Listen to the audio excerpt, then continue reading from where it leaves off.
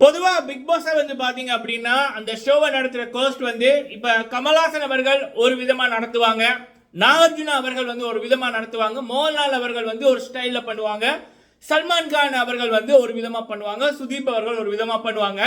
ஆனால் இவங்க எல்லாரோட ஒரு ஸ்டைலையுமே வந்து கடைசியில் வந்து எப்படின்னா அந்த எக்ஸ்போஸ் பண்ண வேண்டிய நபர்களை வந்து எப்படியுமே எக்ஸ்போஸ் வந்து பண்ணிடுவாங்க. ஆனால் பண்ணுற விதம் வந்து ஒரு வேறு விதமாக இருக்கும். அதே போல தான் நான் வந்து விஜய் சேதுபதி அண்ணா அவர்களுடைய ஸ்டைலை வந்து நான் பார்க்குறேன்.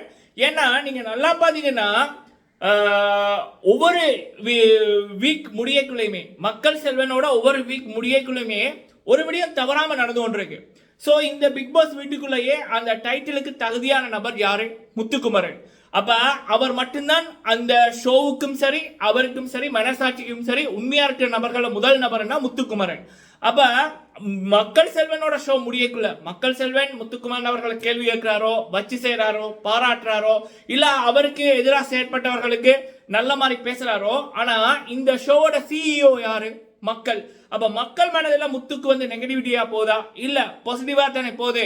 அப்ப முத்துக்குமரன் அவர்கள் விடயத்துல மக்கள் செல்வன் பண்றது சரிதானே, சரியா தானே இருக்கு. அதே நேரத்துல இங்க ஜாக்லின், சௌந்தர்யா, ஆனந்தி இப்படியான நபர்களை மக்கள் செல்வன் கேள்வி கேட்டாலோ அல்லது கேள்வி கேட்கலையோ அல்லது பாராட்டினாலோ என்ன நடக்குது? அவங்களுடைய உண்மைத்தனம் வந்து எப்படியோ மக்கள்கிட்ட போகுது. அவங்க பண்ற விடயங்கள் இன்னும் வெறுப்பாகுது, மக்கள் இன்னும் வெறுக்கிறாங்க அவங்களுடைய செய்கைகளால. அப்ப இப்ப நமக்கு என்ன தேவை? சரியான நபர்கள் வெற்றி பெறணும், தகுதி இல்லாத நபர்கள் மக்களிடம் எக்ஸ்போஸ் ஆகணும். அதானே நமக்கு முக்கியம். அப்ப மக்கள் செல்வன் வந்து பண்றது சரிதானே. ஸோ ஏன்னா நம்ம கமல்ஹாசன் அவர்களுடைய எபிசோட்ஸை பார்த்துட்டு இப்படித்தான் இவர் வந்து பண்ணணும் அப்படின்னு நினைக்கிறதே எனக்கு தெரிஞ்சு. ஏன்னா ஒவ்வொருத்தருக்கும் ஒவ்வொரு ஸ்டைல் இருக்கும். எனக்கு தெரிஞ்சு மக்கள் செல்வன் அவர்கள் அதை கரெக்டாக ரைட்டாக பண்ணுறாங்க அவரோட ஸ்டைலில் அப்படி என்பதான்.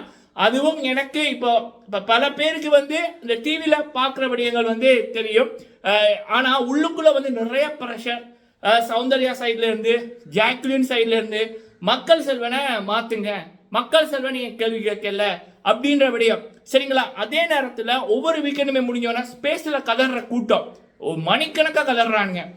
யூடியூப் லைவ்ல ஸ்பேஸ், ட்விட்டர் ஸ்பேஸ்ல, இன்ஸ்டாகிராம் போஸ்ட்ல, ஃபேஸ்புக் போஸ்ட்ல மணிக்கணக்காக கலர்றாங்க. அவங்க யாரு அப்படின்னா 90% வந்து இந்த ஜாக்லின் சௌந்தர்யாவுக்கு சப்போர்ட் பண்ற பிஆர். அப்போ மக்கள் செல்வன் கரெக்டா தான் போறாரு. அதனாலதான் குற்றம் உள்ள நெஞ்சு குறுகுறுக்குது வணிக வந்து கதறானுங்க. ஏன்னா இவங்க வந்து ஒரு அமௌண்ட்டை வாங்கியிருக்காங்க. ஸோ ஜாக்லினுக்கு டைட்டில், சௌந்தர்யாவுக்கு டைட்டில் அப்படின்ற ஒரு டீல்ல. ஆனா இப்ப மக்கள் செல்வன் பண்றதை பார்க்கக்குள்ள ஒவ்வொரு வீக்கெண்ட் முடியக்குள்ளயுமே யாருக்கு பாசிட்டிவா போகுது?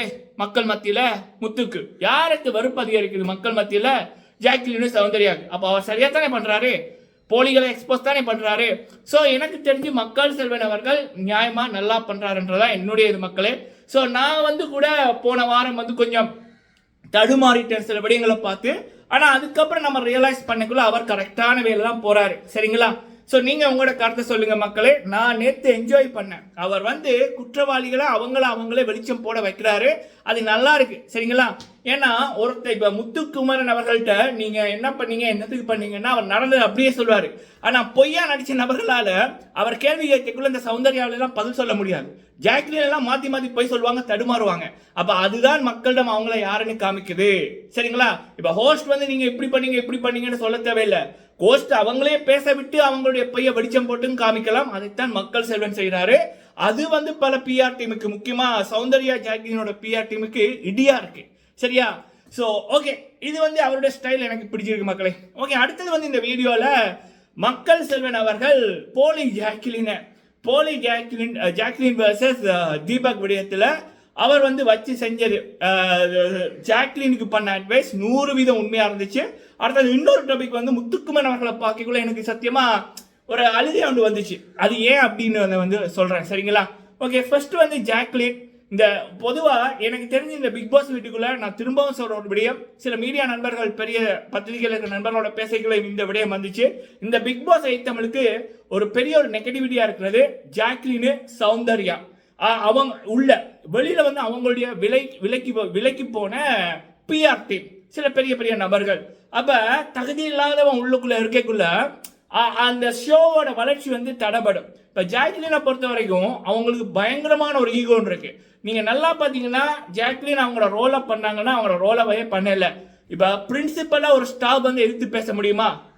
அப்ப ஜாக்லின் ஒரு ஸ்டாஃபா வந்து இல்லாம ஒரு ஜாக்லின் விஜய் டிவில இருக்கிற ஒரு ஆங்கர், நான் பெரிய ஆளு, நீ யாரு வர்ஷினி நேத்து வந்தவ அப்படின்ற ரீதியில தான் வர்ஷினி கிட்ட அவங்க நடந்துக்கிட்டாங்க. சரிங்களா? அருண் கிட்டையும் அதுதான் அவங்க நடந்துக்கிட்டாங்க. தீபக் கிட்டையும் அவங்க அந்த ஈகோ அவங்கள தீபக் வந்து எக்ஸ்போஸ் பண்ணிட்டாரு. எல்லாரும் முன்னிலையும் ஜாக்லினோட போலி முகத்தை கிழித்தறிஞ்சிட்டாரு போன வாரம். அப்படின்றதுனால தீபக் வந்து அந்த அம்மா வேணும்னே ட்ரிகர் பண்ணிச்சு. ஒரு விக்டிம் கார்டு பிளே பண்ண பார்த்தது. காலில் விழுந்ததெல்லாம் ஒரு உமன் கார்டு நாடகம். இங்க பாருங்க இப்படி விழுந்துட்டாங்க அப்படின்னு மக்கள் மத்தியில் ஒரு அனுதாபத்தை தான் ஜாக்லின் போலியா நடிச்சாங்க. நேத்து அவங்க ஒரு கதை சொன்னாங்கல்ல, என்ன கதை? எல்லாம் அந்த ஸ்கூல் பஸ் கதை, நான் வந்து ஒளிஞ்சுக்கிட்டு இருப்பேன் அப்படின்னு. இந்த அம்மாக்கு முத்துக்குமரன் அவர்கள் வந்து மிடில் கிளாஸ் வாழ்க்கையை பத்தி பேசினா மட்டும் அவர் வந்து மக்களை இன்ஃபுளுன்ஸ் பண்ண அந்த மிடில் கிளாஸ் கொண்டாடுறாராம். ஆனா இந்த அம்மா சொன்னா எந்த தப்புமே இல்லையா? சரியா? அதாவது இதுதான் ஜாக்லினோட ஒரு கேவலமான போலி முகம். தான் வந்து எதுவும் பண்ணலாம், ஆனா அடுத்தவனை வந்து ஏதாவது பண்ணா அதுல குறை காட்டுறது, விக்டிம் கார்டு பிளே பண்றது, உமன் கார்டு பிளே பண்றது, இல்ல ஐடென்டி கார்டை தூக்கி போட்டு ஷோ விட்டு போறேன் அப்படின்றது, இது எல்லாம் பக்கா நெகட்டிவிட்டி. அதெல்லாத்தையும் விட அழுகாட்சியா மாத்துறது, ஷோவை அழுது சாதிக்கிறது. இப்படிப்பட்ட நபர்கள் எல்லாம் எந்த ஷோவுக்கும் சரி எந்த வீட்டுக்குமே சரி உதவாது. சரியா? அந்த அழுகாட்சி அந்த சாதிக்கணும் அப்படின்றதுக்காக எந்த லெவலுக்குமே ஒரு கேவலமான ஆட்டத்தை ஆடுகின்ற நபர்கள். அப்படியான நபர்களை மக்கள் செல்வன் வச்சு செஞ்சது சிறப்பா இருந்துச்சு. சரிங்களா? என்ன பொறுத்த வரைக்கும் Deepak versus Jacqueline, Soundarya versus Deepak அப்படின்னு வரைக்குள்ள தீபக் எவ்வளவோ பெட்டர். தீபக் கிட்ட கூட இந்த ரெண்டும் வர முடியாது. இது ஒருபடிய மக்களே, சல்யூட் மக்கள் செல்வன். ஓகே, அடுத்தது வந்து முத்துக்குமரன் அவர்கள் பார்க்க ரொம்ப கவலையா இருந்துச்சு. என்ன அப்படின்னா, நேத்து வந்து பாத்தீங்கன்னா அப்படியே அந்த ராணவ் தான் எல்லாமே பண்ண மாதிரி அந்த கைதட்டல் வந்துச்சு. எல்லாரும் ராணவ தூக்கி கொண்டாடினாங்க. ஆனா அதை கிரியேட் பண்ணதே முத்துக்குமரன். அந்த நம்ம முத்துக்குமரன் அவர்கள் தன்னை வளர்த்துக்கிற மட்டும் இல்லாம, தன்னை கவனிக்கிறது மட்டும் இல்லாம கூட இருக்கிறவர்களையும் கவனிக்கிறாரு. சரியா? அதுதான் ஒரு உண்மையான வெற்றியாளர். இப்ப தலைவர் ரஜினிகாந்த் சார் அவர்களை பற்றி நிறைய பேர் சொல்லுவாங்க, என்னோட தாத்தாலாம் சொல்லுவாங்க, அவர் வளர்ந்தது வந்து நமக்கு தெரியும். இப்ப சூப்பர் ஸ்டார் அன்னைக்குள்ள ஒரு 300 கோடி சம்பளம் வாங்குறாரு, ஏசியாவின் சூப்பர் ஸ்டார் அப்படின்னு அழைக்கப்படுறாருன்னு தெரியும். ஆனா அவர் வளரைக்குள்ள அவர் கூட இருந்தவர்களையும் வளர்த்து விட்டு தான் அவர் வந்தாரு. சரியா? அதுதான் இந்த பிக் பாஸ் ஐட்டமெல்லாம் முத்துக்குமரனை பார்க்கிறேன் நான். அப்படி தான் சிறப்புன்றது மட்டுமில்லாம கூட இருப்பவர்களை சிறப்பிக்க வைக்கிறார் பாருங்க. அதுவும் முக்கியமா ராணவுக்கு அந்த கைதட்டல் வரைக்குள்ள ராணவை விட அதிகமா சந்தோஷப்பட்டது முத்துக்குமரன் அவர்கள். அதை வந்து பார்க்கக்குள்ள எனக்கு முத்து அவர்கள்ட்ட நான் அந்த ஹேபிட்டை நான் எடுத்துக்கிறேன். அதே நேரத்தில் அது அந்த கைதட்டல் வந்து கண்டிப்பா முத்துக்கு போயிருக்கணும் அப்படி என்பது என்னுடைய இது. ஏன்னா இதே மாதிரி ஒரு விடயம் வந்து தெலுங்கு பிக் பாஸ் சீசன் 4 நடந்துச்சு. அதுல வந்து அந்த பிளானை போட்டவர், அந்த ரோபோட் டாஸ்க்னு வரும், அதில் அபிஜித் தான் பிளான் போடுவாரு. எல்லாரும் கங்காவா பாட்டி அவங்க தான் இதோ இந்த ஷோ இந்த கேமோட மாஸ்டர் மைண்ட் அப்படின்னு சொல்லக்குள்ள நாகார்ஜுனா அவர்கள் வந்து இந்த திட்டத்தை போட்டது அபிஜித் அப்படின்னு போட்டு அபிஜித்துக்கு ஒரு கௌரவத்தை கொடுப்பாங்க, ஒரு கிரீடம் மாதிரி ஒன்று வைப்பாங்க. ஸோ அதே இதுதான் இங்க பிளான் போட்டது, டாஸ்க் கொடுக்கப்பட்டது தீபக்கு. தீபக் ஐடியா கிட்டது முத்துக்கிட்ட. எல்லாரையும் கரெக்டான வேலை பிளான் போட்டு எல்லாரையும் கிரியேட் பண்ணது முத்து.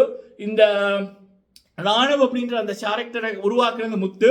கடைசியில அது வந்து ராணவுக்கு போனது வந்து அது முத்துக்கு போயிருந்தா, அதாவது முத்துக்குமரன் மாஸ்டர் மைண்ட் அப்படின்னு எல்லாரும் முத்துவ ராணவ கொண்டாடினது போல கொண்டாடி இருந்தாங்கன்னா அது இன்னும் நல்லா இருந்திருக்கும் அப்படி என்பதுதான். பட் எப்பயுமே நம்ம பணம் பண்ணாததை நம்மளுடைய குணம் பண்ணும். சரிங்களா? பணத்தால வாங்க முடியாததை நம்மளால குணத்தால வாங்க முடியும். ஃபார் எக்ஸாம்பிள், சாச்சனா அவர்களுக்கு அவ்வளவு நெகட்டிவிட்டி இருக்கக்குள்ள அவங்க வந்து அடுத்தவங்களுக்கும் அந்த உணவு கொடுக்கணும்னு அவங்க பண்ணாங்க பாருங்க ஒரு விடயம். அது வந்து சாச்சனா எங்கேயோ போயிட்டு. அதே போல முத்துக்குமரன் அவர்களை இவ்வளவு பேர் வந்து கொண்டாட காரணம் 95% பேர் முத்துக்காகத்தான் இந்த ஷோ பார்க்குறாங்க. அவரை அப்படி கொண்டாட காரணம் அவருடைய குணம் தான். அந்த குணம் நேற்று வந்து பார்க்க முடிஞ்சுது. அந்த குணம் அவரை வாழ்க்கையில பிக் பாஸ் ஷோல மட்டுமில்ல வாழ்க்கையில அவரை உச்சத்துல கொண்டு போவோம். அதனால எண்ணம் போல வாழ்க்கை. சரிங்களா? ஓகே மக்களே, நீங்க உங்களோட கருத்துக்கள் சொல்லுங்க. வீடியோ பிடிச்சிருந்தா லைக் பண்ணுங்க. நன்றி.